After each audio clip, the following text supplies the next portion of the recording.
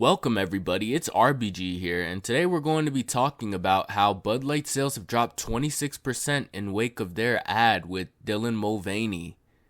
As we all know, in business, you shouldn't try to appeal to everybody because you won't have a specific audience to target. With Bud Light, even though they are the highest selling beer in the States annually, they decided, how about we try to get the progressive they-thems to have a cold one as well? So they decided to do a promo with Dylan Mulvaney with her own face on the can to commemorate a year as a woman. Not to mention, we are talking about a trans woman that thinks it should be illegal to misgender someone. So obviously this ad didn't seem to go well with the gun-toting, white Jesus-worshipping Southerners, so they decided to take this down south. They felt betrayed and had to get their get back. By April 22nd, only 20 days after the Mulvaney promo came out, their sales fell to 26% according to Beer Business Daily. The conservatives had a field day and successfully boycotted them. Two top marketing executives were put on leave by the company. Dylan Mulvaney then went on to make a video on TikTok touching on her inactivity online and indirectly referring to the controversy. Day 9,610 of being a human, and I'm going to try to leave gender out of this since that's how we found ourselves here. I've been offline for a few weeks, and a lot has been said about me, some of which is so far from my truth that I was like hearing my name and I didn't even know who they were talking about sometimes. It's a very disassociative feeling. And it was so loud that I didn't even feel part of the conversation. So I decided to take the back seat and just let them tucker themselves out. But then I remembered that nearly 13 million people at some point enjoyed me enough to hit the follow button on these apps. And I was like, wait. I want to talk to those people. So hi, long time no talk. How are you? You might want to grab a beverage. This is going to be a longer one. But I'm doing okay. And I'm trying this new thing where I don't pressure myself to share anything before I'm ready. And I'm actually sitting with my emotions, not reacting, waiting to respond. And shockingly, I can't recommend it more. Therapy is paying off here, people. But I do have some thoughts to share with you.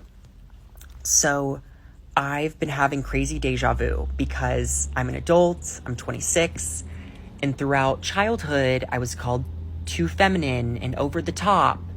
And here I am now being called all those same things, but this time it's from other adults.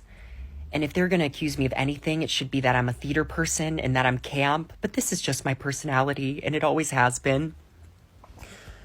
What I'm struggling with most is that I grew up in a conservative family, and I'm extremely privileged because they still love me very much.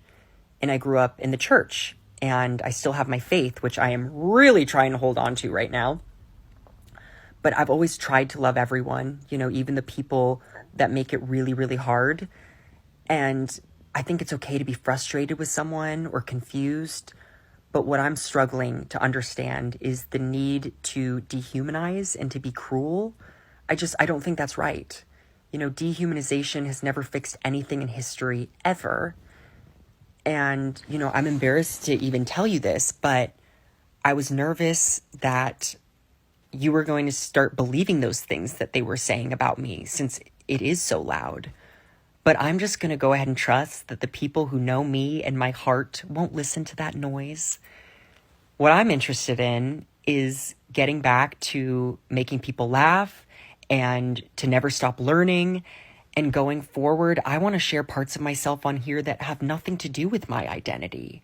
And I'm hoping those parts will still be exciting to you and will be enough. And to those of you who support me and choose to see my humanity, even if you don't fully understand or relate to me, thank you.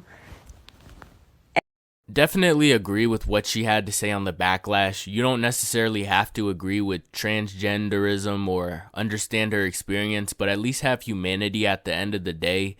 For her, it's okay to not like Bud Light anymore, but any unnecessary hate towards her is just unwarranted. In conclusion, Bud Light has put themselves in a weird position, alienating themselves from what is probably their vast audience, while also getting the LGBTQ community to grab their pitchforks for not defending Mulvaney, which I don't think they're obligated to do. They're a company.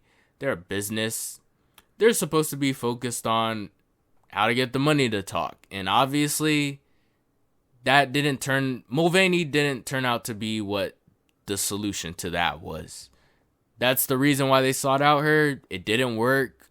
12% of Bud Light consumers said they would not continue to do it if based off of that. So they kind of got to go by that, especially when their competitors, Coors Light and Miller Lite, are having a gain to the cost of their loss. So I can't really blame them, but feel free to give me your thoughts on this.